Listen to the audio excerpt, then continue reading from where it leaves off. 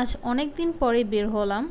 বলতে গেলে বের হয় না, একটু দূরে কোথাও যাওয়াই হয় না, কারণ দেশের পরিস্থিতি, বৃষ্টি সব কিছু মিলিয়ে কোথাও আর বেরই হওয়া হচ্ছে না।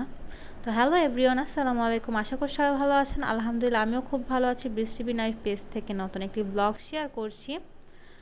আজকে গিয়েছিলাম সি বিচে। তো সকাল থেকেই যাওয়ার কোনো প্ল্যান ছিল না। তো দুপুরের জন্য আমি করলা ভাজি আর গরুর মাংস রান্না করেছিলাম। খাওয়ার টাইমে তখন বলছিলাম ভালো লাগে না বাসায়, কি করব, একটু কোথাও যাওয়া লাগবে। তো আমি ভাবতেছিলাম যে কোথায় যাওয়া যায়, খাচ্ছিলাম আর ভাবতেছি যে কোথায় যাওয়া যায়।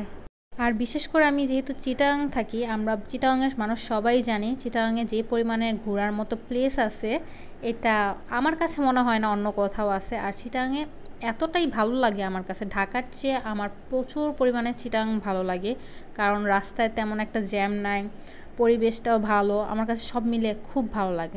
তো ভাবনা চিন্তার পর সি বিচ যাওয়ার জন্য রেডি হয়ে বের হয়ে যাই, কারণ আমি সি বিচ অনেক গেছি। সি বিচে যে কতবার গেছি এটা গুনার বাহিরে। এতদিন যে পরিমাণে বৃষ্টি ছিল, আর তারপরে আবার হঠাৎ বৃষ্টি শেষে আবার প্রচুর পরিমাণে গরম নামে। এতটা গরম আবার কোথায় যাব, তাই ভাবনা চিন্তা করে সি বিচে গেলাম, কারণ এটার ওয়েদারটা খুব ভালো লাগে, ঠান্ডা। সি বিচে যখনই যাও না কেন ঠান্ডা পাবা তুমি, এত বাতাস। তো সি বিচে আমরা চলে আসছি। চলে আসার পর এত বাতাস যে আমি ফোনটাও ধরে রাখতে পারতেছিলাম না, প্রচুর বাতাস ছিল। আর মানুষজনও ভালোই ছিল, সবাই ঘুরতে আসছে। আর সি বিচে প্রায় মোটামুটি সবাই থাকে, ভিড়টা থাকে আমার কাছে মনে হয়। এত সুন্দর একটা ওয়েদার, মানুষ প্রচুর আসে। চিটাগাংয়ের মানুষ কিন্তু ভালোই আসে এখানে।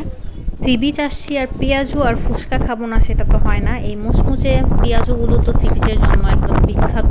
কাঁকড়া তো অবশ্যই আছে, বাট আমার কাঁকড়া পছন্দ না, আমি কাঁকড়া খাইনি। এখানে ঝালমুড়িওয়ালা মামা এখানে ঝালমুড়ি বানাচ্ছে। তো বোম্বাই মরিচ দিয়ে একটা দারুণ ঝাল করে আমি বানাইতে বলছিলাম। তো এখানেও একটু ভিডিও নিচ্ছিলাম মুড়ি মাখাইতে বলে মামাকে। একটু লেট হচ্ছিল। দুঃখের বিষয় হচ্ছে এখানে ঝালমুড়িটা অনেক সুন্দর দেখাচ্ছে, বাট ঝালমুড়িটা খাইতে একটু ভালো হয় নাই। আমি নিজে খাইতে পারিনি দেখে আমার জামাইরে দিছিলাম, তো ও আর পরে খাইতে পারে নাই। তারপর অনেকক্ষণ বিচে বসেছিলাম চেয়ারে, এত বাতাস ছিল। আমি বসে বসে কক্সবাজারের ফিল নিচ্ছিলাম, যে রাতে সিটে বসে যে পরিমাণের বাতাস থাকে কক্সবাজার বিচে, সেম সি বিচেও একই। বিচ তো দুইটা একই। তো আমার এখানে ঘোরাঘুরি শেষ হওয়ার পর আমরা এখন বাসায় চলে যাচ্ছি। আজকের ভিডিওটা এখানেই এন্ড করব। সবাই ভালো থাকবেন, সুস্থ থাকবেন। আর ভিডিওটা যদি ভালো লাগে অবশ্যই লাইক আর কমেন্ট করবেন। আজকে এই পর্যন্তই। আল্লাহ হাফেজ।